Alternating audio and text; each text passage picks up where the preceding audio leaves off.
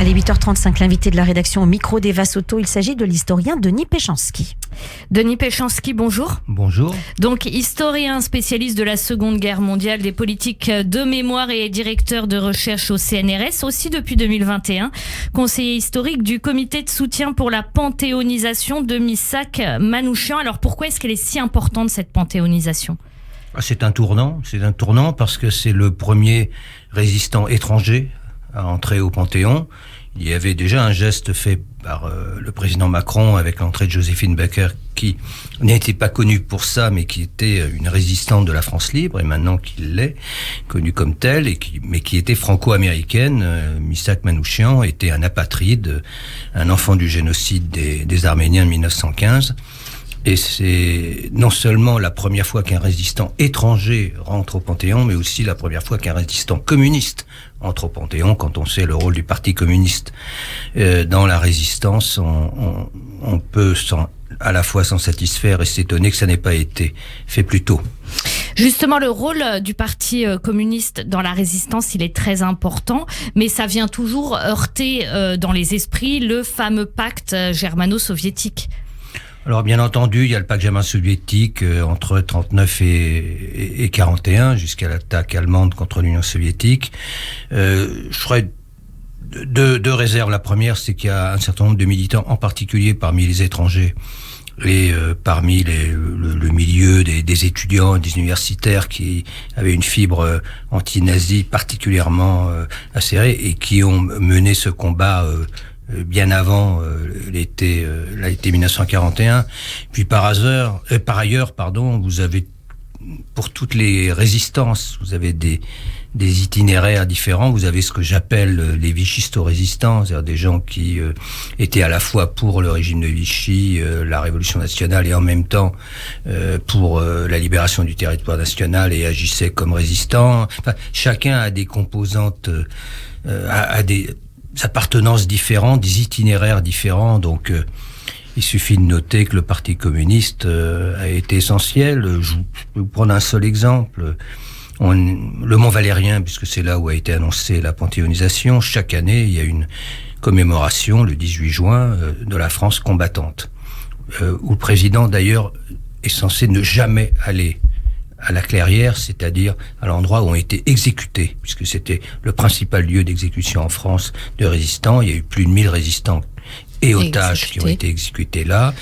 Et sur ce total, on sait maintenant qu'il y a à peu près 65% de communistes. Donc, bien entendu, c'est pas le pourcentage de la résistance en France, il représente moins de 65%, mais c'est pour quand même donner une idée. Ça marque quelque chose. En particulier de leur engagement dans ces combats armés à Paris et puis ailleurs en France. Alors, Missak Manouchian, quel rôle il joue dans ce groupe qu'on a appelé le groupe Manouchian et qui a été représenté sur des affiches rouges? Ça, on va revenir dessus juste après. Mais quel rôle il joue Missak Manouchian dans ce groupe?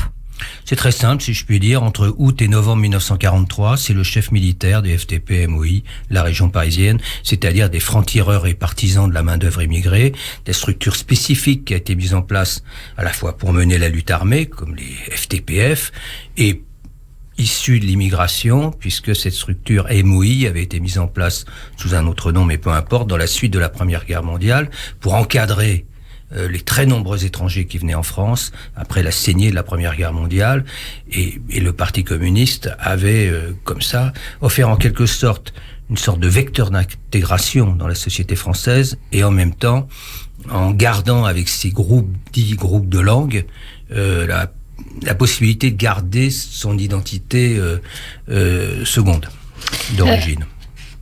Pourquoi Missak Manouchian est panthéonisé ? Qu'est-ce qu'il a fait pour l'être? Emmanuel Macron parle d'un héroïsme tranquille. Je ne sais pas si c'est tranquille. Je ne sais pas si sur le moment il avait l'impression d'être héroïque.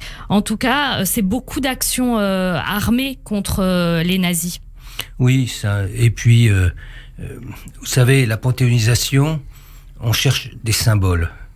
son chef, par exemple, Epstein, qui était chef des FTPF, est un juif polonais qui aurait très bien pu être aussi panthéonisé, sauf que il n'a pas eu l'histoire que Manouchian a eue sur le moment avec l'affiche rouge et après avec ce qui fait qu'il est rentré dans la mémoire collective bien avant sa panthéonisation, dans les années 50, avec le poème d'Aragon en 55, et qui a été repris, mis en musique, avec le succès qu'on connaît, par Léo Ferré en 59. Dès ce moment-là, Manouchian rentre en quelque sorte dans la mémoire collective des Français, et c'est logique qu'il et par les actions qu'ils ont menées, je pense aux exécutions très spectaculaires, comme celle de Julius Ritter, le représentant allemand du STO en France. Travail obligatoire.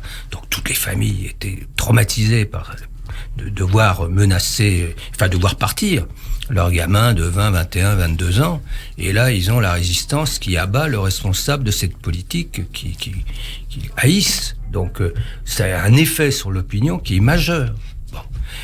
Je dirais que faut bien avoir en tête, ils ne tuent pas des Allemands à tous les coins de rue. Enfin, faut arrêter avec cette légende de la résistance. On a l'impression que là, ils tuent des centaines et des centaines d'Allemands. Non, c'est pas par l'action militaire qu'ils vont, qu'on doit retenir d'une certaine façon leur histoire et leur épopée. C'est par leur efficacité politique.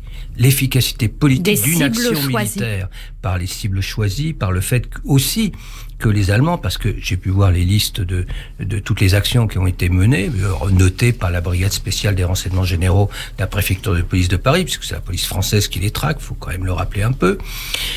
Et là, on voit qu'effectivement, tous les jours, on a des tentatives d'attentats, des choses comme ça. C'est insupportable pour les Allemands. Enfin, comment l'occupant peut accepter d'être menacé dans la capitale ?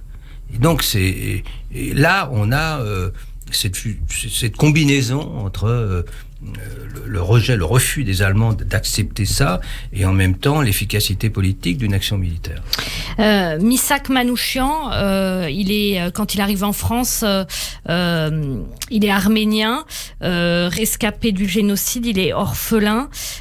C'est cette histoire aussi qui compte, qui fait de lui un symbole ?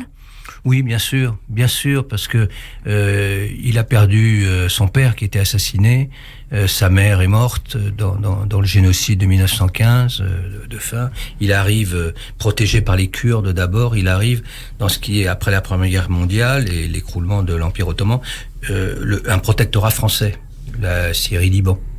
Donc il est dans un orphelinat. On a gardé d'ailleurs des photos de cet orphelinat et c'est là qu'il va commencer à s'imprégner de la culture française.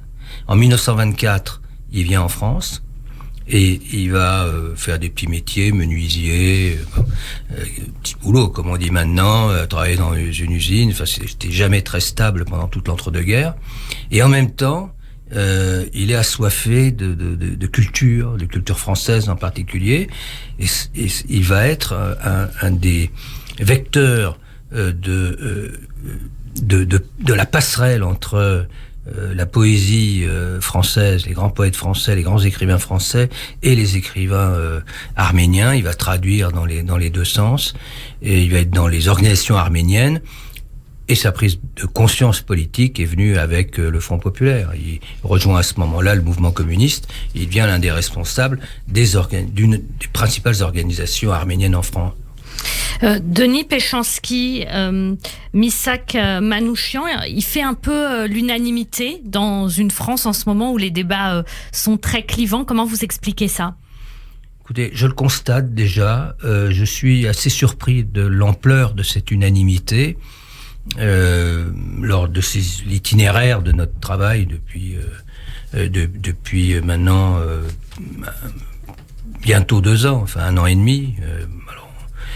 On constate que, par exemple, que très vite, on a eu dans le petit groupe qui a été reçu par le président de la République juste avant la commémoration, 2 jours avant, il y a Pierre Ouzoulias. Bon, c'est pas surprenant, c'est un sénateur communiste. En plus, son grand-père était le patron de Manouchian du côté militaire, FTP. Mais il y a aussi Nicolas d'Aragon, qui est le maire LR de Valence. Bon, depuis le début, ça ne pose aucun problème.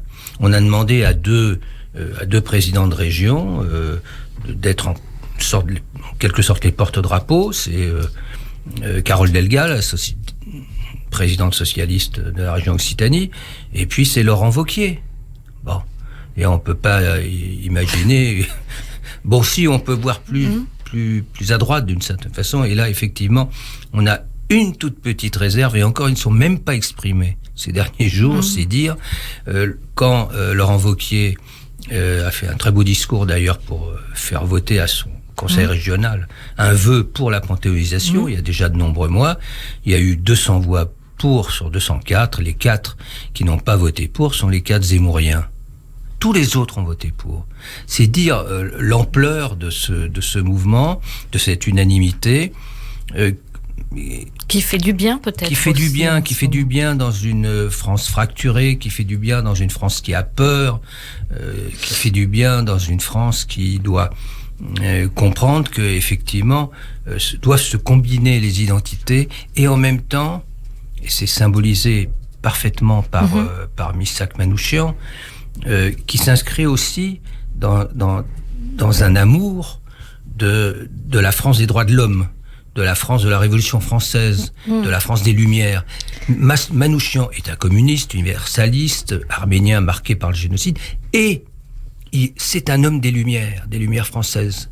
Et la plupart des lettres de fusillés de ce groupe des FTP MOI de la région parisienne, les 23 qui vont être exécutés, se terminent par « Vive la France ».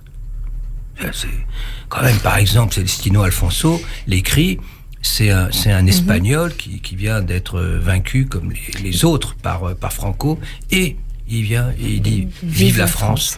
Merci beaucoup Denis Péchanski, historien spécialiste de la Seconde Guerre mondiale, des politiques de mémoire, et aussi donc conseiller historique du comité de soutien pour la panthéonisation de Missak Manouchian. Merci. Merci.